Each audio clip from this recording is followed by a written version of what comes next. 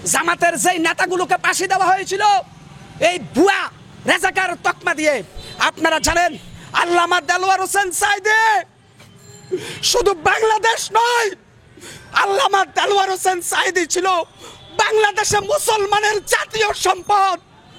সেই সাঈদীকে হাসিনা নির্মমভাবে হত্যা করেছে রামার বান্দার খুশি করার জন্য, ভারতের দাদাবাবুদের খুশি করার জন্য। আর যদি বলি জামাত ইসলামের নেতাদের কথা, মতিউর রহমান নিজামী, মীর কাসেম আলী, কামরুজ্জামান, কাদের মোল্লা, সালাউদ্দিন কাদের চৌধুরী, এরা ছিল দেশের সম্পদ, এরা ছিল দেশের সবচেয়ে মস্ত বড় বুদ্ধিজীবী। আপনারা দেখেছেন শিল্পমন্ত্রী ছিলেন মতিউর রহমান নিজামী, একটি টাকার দুর্নীতির প্রমাণ কেউ দেখাতে পারে নাই। হাসিনা অবৈধ আন্তর্জাতিক অপরাধের ট্যাগ ব্যবহার করে নিজামীকে ফাঁসি দিয়েছে। গোলাম আজম ছিল ভাষা সৈনিক, সবাই জানেন, সেই গোলাম আজমকে শেষ করে দিয়েছে। এইভাবে জামাতের 14 জন শীর্ষস্থ আলেম ওলামাদের ফাঁসি দিয়ে মূলত বাংলাদেশে ইসলামী চেতনাকে হাসিনা ভেঙে দিয়েছিল। আজকে আমরা ভুলে যাই নাই জামাত ইসলামের যেই সকল নেতাদেরকে হাসিনা রেজাকারের তকমা দিয়ে ফাঁসি দিয়েছিল, প্রত্যেক জামাত ইসলামের বড় নেতারা ছিল বিশ্বনবী সাল্লাল্লাহু আলাইহি সাল্লামের সাহাবীদের উত্তরসূরি। তারা ছিল বাংলাদেশের আকাশে ইসলামিক খেলাফত প্রতিষ্ঠার আন্দোলনের উজ্জ্বল নক্ষত্র। আমি মীর কাসেম আলীর কথা একটু আপনাদেরকে বলতে চাই। আপনারা চিনেন জামাত নেতা মীর কাসেম আলী ছিল বাংলাদেশে ইসলামিক খেলাফত প্রতিষ্ঠিত করার মস্ত বড় কারিগর। এই মীর কাসেম আলীকে হত্যার মধ্য দিয়ে বাংলাদেশে ইসলামী চেতনাকে ধ্বংস করে দেওয়ার ষড়যন্ত্রে মেতে উঠেছিল শাহবাগীরা। এই 2013 সালে শাহবাগী নাস্তিকেরা ইমরানের সরকার এবং পতিতালয়ের ত্যাগ খ্যাত লাকি আক্তারের নেতৃত্বে গোটা বাংলাদেশের ইসলাম প্রিয় জনতার উপরে যে ক্র্যাকডাউন চালিয়েছিল, সেই ক্ষত এখনো শুকায় নাই।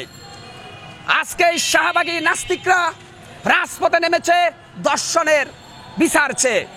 আমরাও দর্শনের বিচার চাই, প্রত্যেকটা সুস্থ মস্তিষ্কের লোক।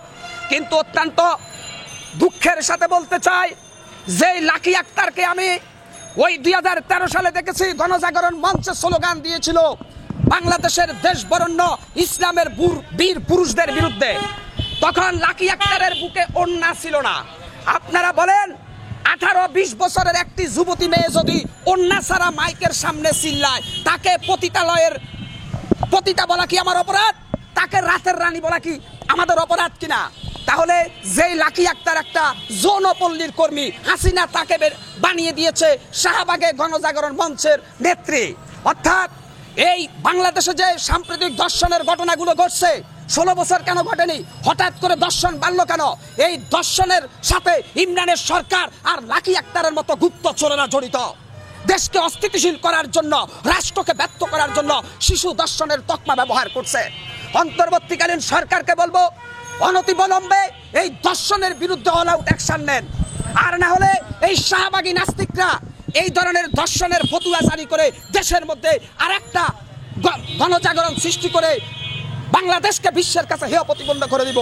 আজকে আমি বলবো ওই তৎকালীন 2013 সালে মতিঝিলের শাপলা চত্বরে বাংলাদেশের ধর্মবান মুসলমান আলেম ওলামার উপরে শেখ হাসিনা রাতের অন্ধকারে নির্মমভাবে গুলি চালিয়ে হত্যা করেছিল।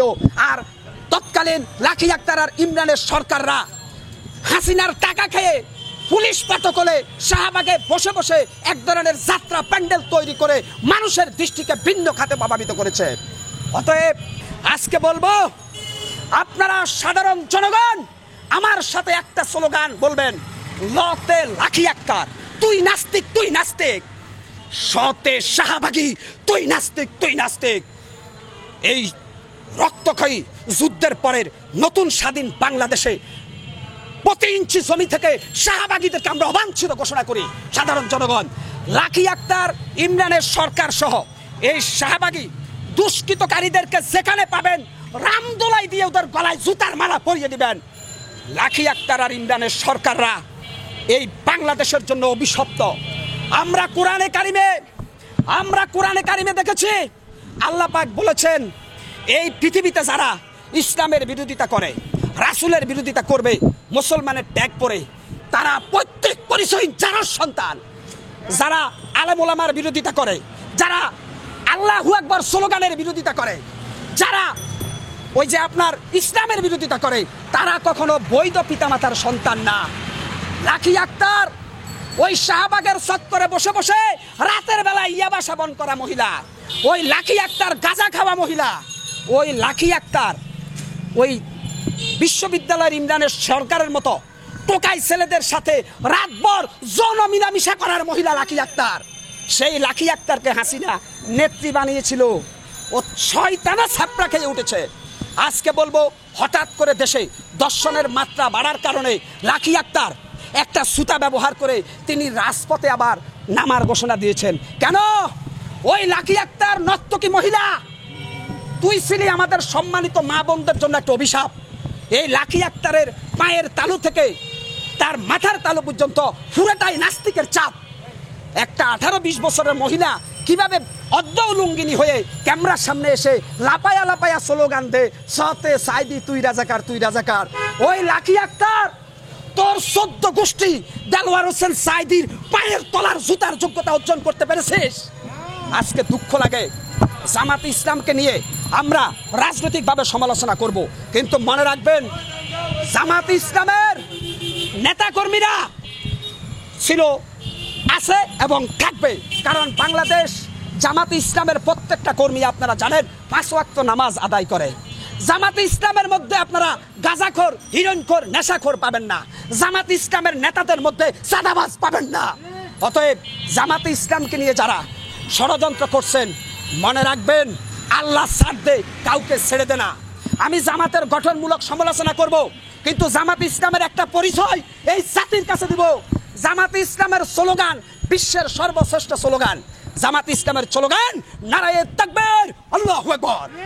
জামাত ইসলামের যে প্রতীক, যে মার্কা, দাড়ি পাল্লা, যেটার উপরে রেখে কাল হাসরের ময়দানে আল্লাহ পাক বিচার ফয়সালা করবেন। অর্থাৎ জামাত ইসলামের স্লোগান বিশ্বের সেরা স্লোগান। জামাত ইসলামের প্রতীক, মার্কা, দাড়ি পাল্লা বিশ্বের সেরা মার্কা। এরপরে আপনারা জামাতকে নিয়ে সমালোচনা করেন, আমার দুঃখ নেই, কিন্তু মনে রাখবেন ভালো কাজ সবাইকে দিয়ে হয় না। এদেশের তেলবাজ সুশীল সমাজের কিছু চাটুকারকে দেখেছি সব সময় জামাতকে যুদ্ধ অপরাধের ট্যাগ ব্যবহার করেন। কেন? 1971 সালে যুদ্ধ হওয়ার পরে এখন যে বর্তমান বাংলাদেশে জামাত ইসলামের কর্মীরা আছে, এরা কি রাজাকার? এরা কি যুদ্ধ অপরাধী?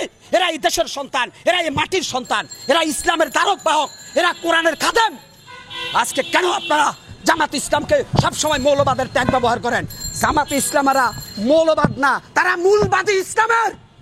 জামাত ইসলামের নেতা কর্মীরা রাসূলের সৈনিক হযরত ওমর ফারুক রাদিয়াল্লাহু তাআলা আনহুর উত্তরসূরি। ইনশাআল্লাহ আজ হোক আর 20 বছর পরে হোক, বাংলাদেশ জামাত ইসলামের নেতৃত্বে এই বাংলাদেশ ইসলামিক খেলাফত প্রতিষ্ঠিত হবে। আমি চ্যালেঞ্জ করে বললাম, জাতীয় সংসদে কোরআনের রাজ কায়েম হবে। হাইকোর্ট, জাজ কোর্ট, সুপ্রিম কোর্টের বিচারপতিরা থাকবে এক একটা আলেম।